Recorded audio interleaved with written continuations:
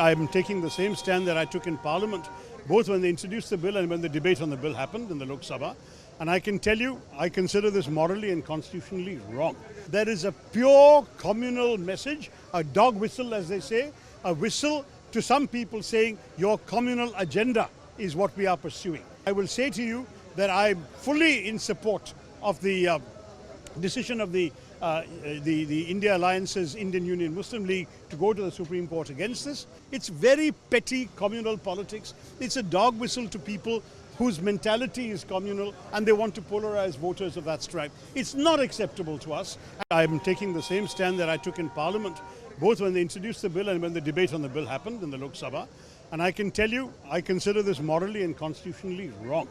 Because the basis on which partition occurred was one country saying that religion is the basis of their nationhood, and they went off and created Pakistan. And Mahatma Gandhi onwards, all our other leaders, Jawaharlal Nehru, Maulana Azad, Dr. Ambedkar said, no, religion will not be the basis of our nationhood. Our nationhood is about, our struggle for freedom was for everyone, and the constitution and the nation we create will be for everyone. On that basis, we created a constitution which you cannot discriminate against people because of their religion or their caste, their color, their language, whatever. If you're a citizen of India, you have the same rights. This is the first time that into the principle of citizenship, you are finding a law being brought in that actually discriminates by excluding people of one particular faith. The rule is very simple. Anyone who has come to this country before the 31st of December 2014, who has sought refuge in this country from a neighboring country where they fear persecution, is eligible for citizenship. That's all that needed to be in the law. There was no need to specify which religions are eligible and thereby exclude people of only one religion.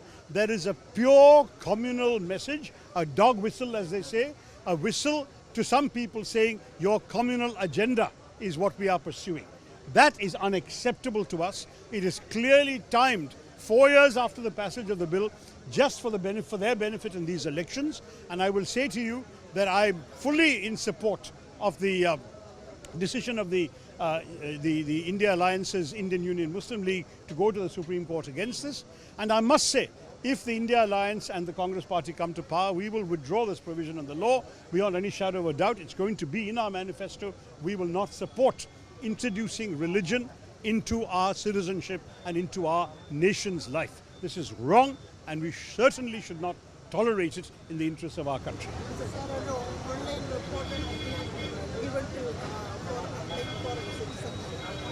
So just a few days before the election announcement. Oh, it's definitely connected to the election, no doubt about that. This is all in order to get a certain polarization of the electorate and to show that Muslims are somehow to be treated differently in our country.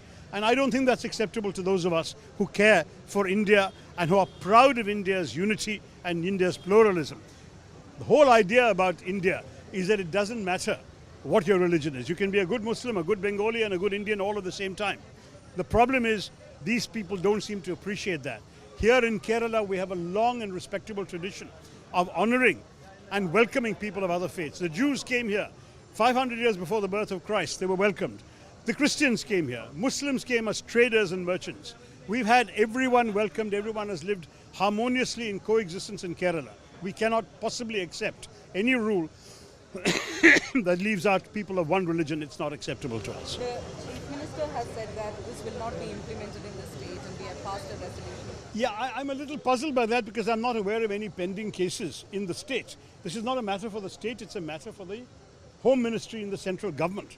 Those who have arrived before 2014 have applied for asylum. They've normally had to go through a very long wait, partially because India does not have a refugee and asylum law, which I have been clamoring for the last 15 years. But anyway, they've been a long wait. Under the CAA, there will be fast-track citizenship for those who've been seeking refuge from neighboring countries. That's a very good principle. Those who are fleeing the neighboring countries, who fear persecution there, on any grounds, should be given asylum in our country. And I would have welcomed this law. But the moment you say people of one religion are excluded, what does that mean? You are basically leaving out people who may also desire to become Indian because of persecution. What about a Taslima Nasreen? What about a Dawood Haider? What about people who have come from Pakistan who may have been born Muslim but who have rejected that country and who have been persecuted in that country? Why should they be left out?